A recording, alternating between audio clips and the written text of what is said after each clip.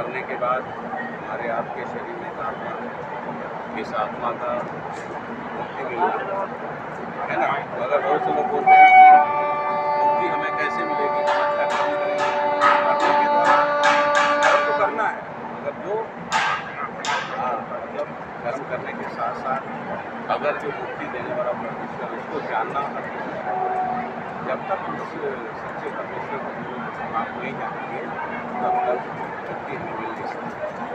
लेकिन हर एक इंसान मरने के बाद तो क्या है, स्वर्ग लिखता है, कोई नरकी नहीं लिखता। आप उस चर्चा में सुनते हैं क्या? सुनिए ध्यान से, आप पहले बताइए। आप सुनिए। तो हर एक इंसान मुक्ति पाने के लिए कोई ना कोई मार्ग ढूंढ रहा है ना। कोई जाके जंगल में तपस्या कर रहा है, कोई आग में चल रहा है।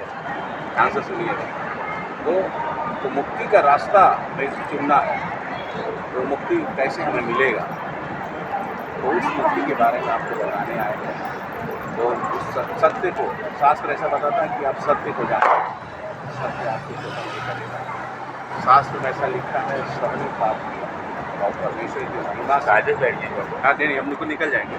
परमेश्वर की महिमा से रहित है। पाप क्या है? विचार करना पाप है, चोरी करना पाप है, बैर करना पाप है, गाली देना पाप है, चुगली करना पाप है, निंदा करना पाप है, चलन करना पाप है। आज इंसान देख रहे हैं, हर एक मानव के अंदर में देख रहे हैं, ये चीज़ पाया जाता है। ये सब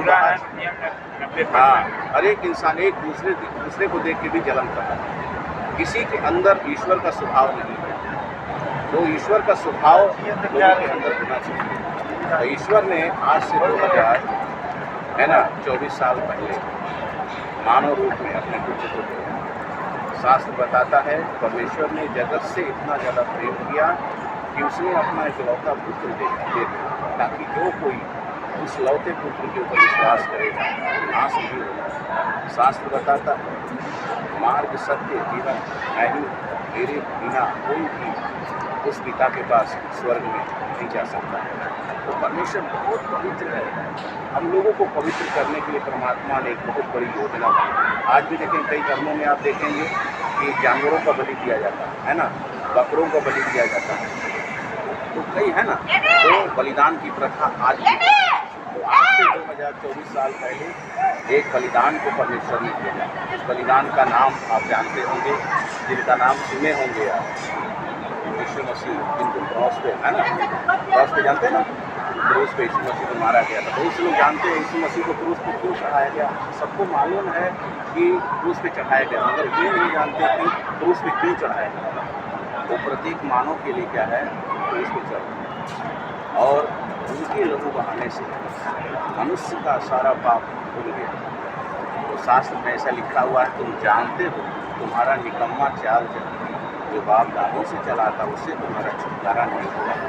सोने और चांदी नाशवान वस्तुओं के द्वारा नहीं, निष्कलंक मसीह के बहुमूल्य लहू के द्वारा, है ना।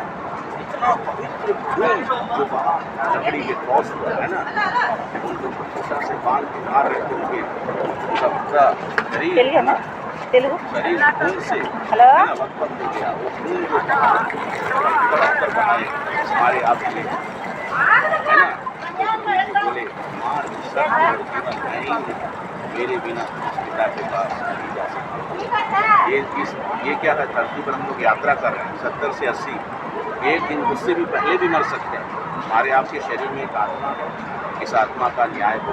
एक दिन परमेश्वर के सिंहासन के सामने हर एक इंसान को खड़ा होना पड़ेगा, जो अपने शरीर के द्वारा जो पाप कर रहा है। पाप की मजदूरी क्या है? मृत्यु है ना।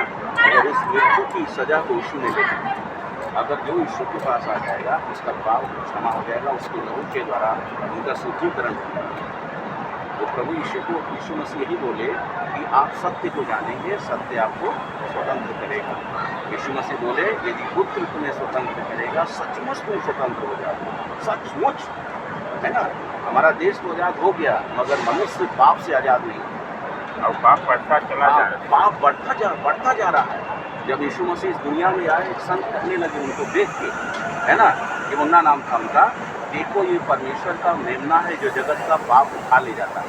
जगत का पाप उठाने के लिए आया, तो जगत का पाप जो है प्रभु यीशु मसीह उठाने के लिए आया। और बाइबल बताती है वो हमारे ही अपराधों के लिए घायल किया गया, हमारे ही अधर्म के कामों के कारण जल दिया गया, हमारी ही शांति के लिए है ना, उस पर ताड़ना पड़ी।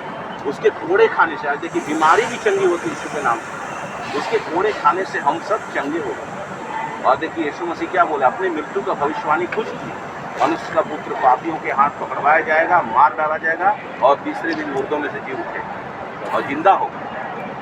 ठीक है ना। देखिए एक पुस्तक है बहुत सुंदर, ये लिखा है कि मोक्ष कहाँ मिलेगा, मतलब स्वर्ग कैसे प्राप्त होगी। देखिए यहाँ लिखा मोक्ष कहाँ मिलेगा। देखिए एक चित्रण दर्शाया गया है कि नरक में एक इंसान का शरीर भी इसी तरह से उस आग में जलेगी।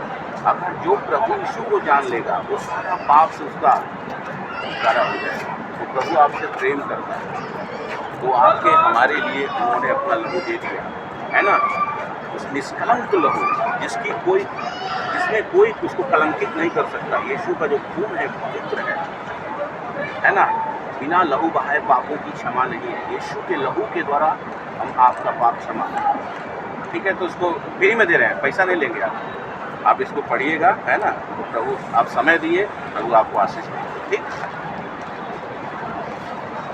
तो चला जाए।